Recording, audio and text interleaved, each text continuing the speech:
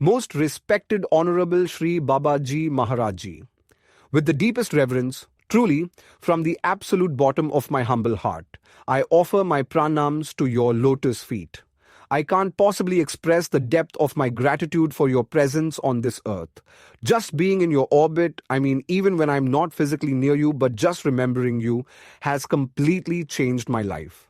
I think of you every single day, every hour if I'm honest, like constantly. I wake up and think, what would Babaji want me to do? I brush my teeth and think, would Babaji approve of this brand of toothpaste? That said, I know you've told me I need to work on myself, Babaji, and I want you to know I truly am. I can see my ahankara, and thanks to my Reiki work and trauma-informed breathwork immersion, I've been able to clear most of my samskaras.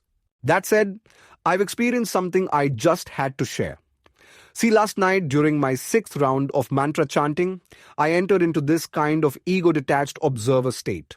I was hyper-aware of how others around me were clearly trapped in ego loops. Not judging them, of course. I'm beyond judging others, I'm simply witnessing, with compassion. This is where it gets interesting. I've observed people getting triggered by my clarity. Like instead of appreciating my insights, they seem intimidated and probably jealous, I guess you could say. And I wonder what is wrong with these people.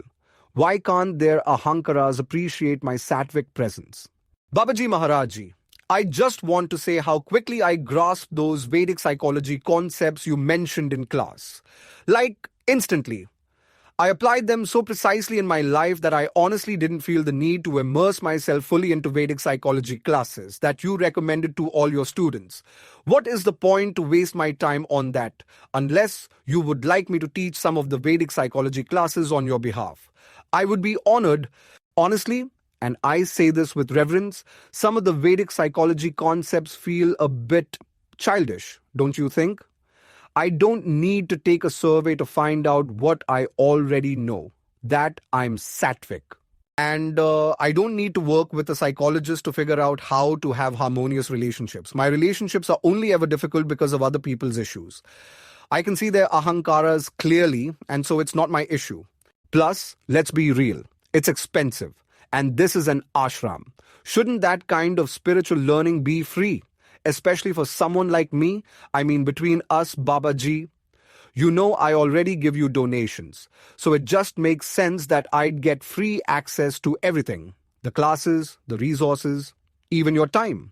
I say that with complete humility, of course. And another thing, I'm seeing so much confusion and projection, especially around certain figures in your circle who seem to think they have some exclusive access to you just because they've been serving you for years. That's actually why I don't feel called to collaborate with them or support their existing service. It just doesn't resonate. I want to serve you directly, Babaji, heart to heart, soul to soul. Please just tell me what I can do for you, and let's not involve all these other people with their attachments and hierarchies.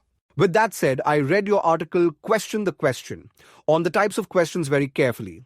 And I actually did a full, complete analysis of myself afterward. I really took it to heart. And what I found, after much reflection, is that the questions I ask you, and honestly the ones I ask in general, consistently fall into the first category you described. Loka Hitam Prashna. Questions that uplift everyone. That's just how my mind works. I naturally gravitate toward inquiries that benefit not just me, but all of humanity. It's like when I speak, others feel illuminated. I'm reminded of Shaunaka's questions to Suta Goswami and how Suta was delighted, honored even. That resonance, that's what I feel happens when I speak with you. I sense that same spiritual chemistry. I can only imagine that, like Shukadeva responding to Parikshit, you must also feel a kind of joy when you hear my questions. Because I'm not asking from ego, I'm asking on behalf of the world, for the sake of Dharma. Also, Babaji, while reading your section on Swahita Prashna, in Question the Question, I noticed a small typo. You wrote Shri Narada instead of Shri Narada. It's a long I in Shri, not a short I, a small thing.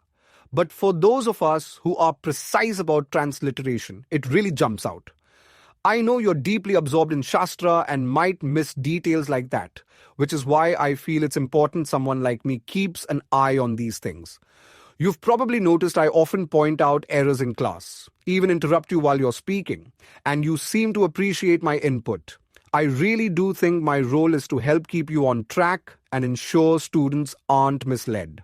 After all, I know what's accurate, so it's good that you listen.